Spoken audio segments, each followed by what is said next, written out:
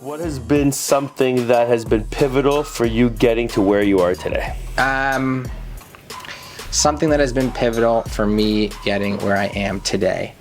Another kind of, I guess, cliche answer. I grew up an athlete, as a 5'7.5". Okay. You got it? Yeah. As a 5'7.5" Jewish kid from Toronto, I wanted to play in the NFL.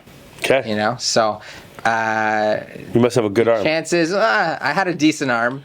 My little legs moved quickly, and I loved it. And it's what I wanted to do. Okay. And it's what I dreamt of my whole life.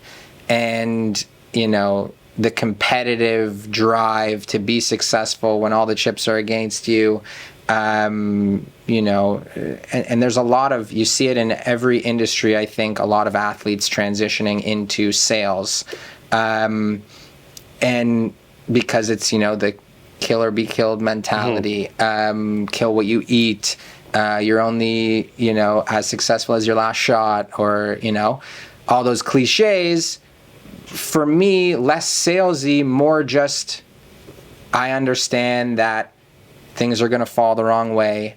I'm not going to complete 20 passes in a row. I might be having the worst game of my life.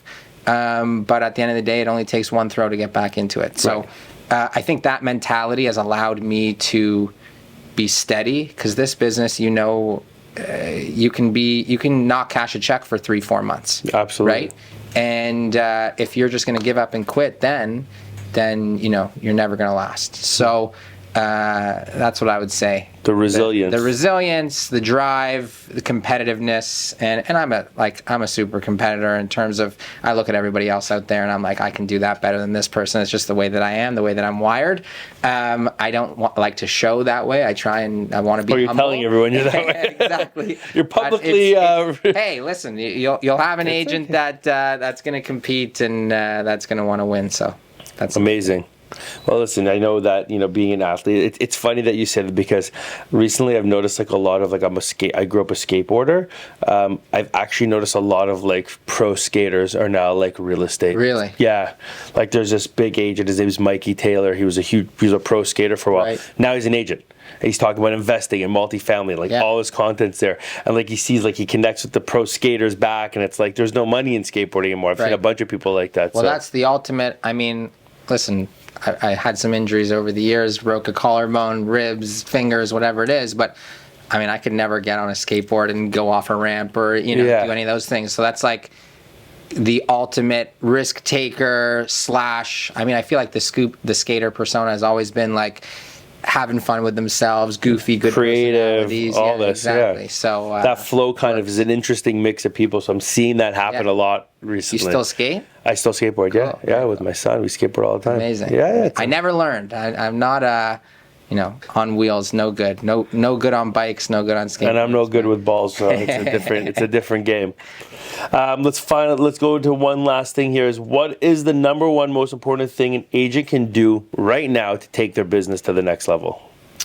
The most important thing Brett's ticket? An agent can do to take the business to the next level. Man, I'll say a couple things. One, I'll say patience. We've kind of been talking about it a little bit. Everyone's looking for, these days, everyone's looking for the get rich quick. Yeah. Show me a video where I can invest in a Bitcoin or whatever it is to make a quick dollar. I've had conversations with agents that I look up to. I don't know if she'd want me to say her name, but at Slavens, the absolute killer was Sabrina Kaufman. Mm-hmm. And I remember my first year at Slavens calling her and asking her what the secret sauce is. And she said, there is no secret sauce, right? You just have to work hard and stick to it and, know what you're good at, be willing to learn.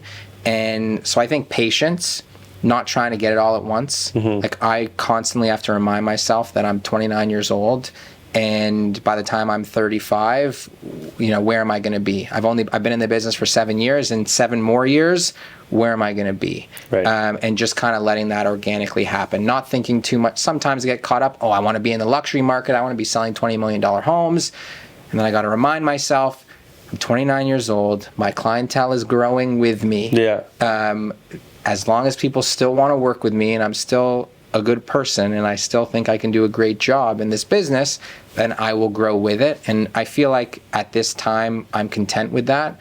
I'm content with the slow burn, with the slow growth. I think the craziness of like 2021, 2022 got me on a super high. I thought I was Superman and, you know, I could do anything. And then kind of coming down from that, I've now realized that, you know, there'll be good years, there'll be bad years.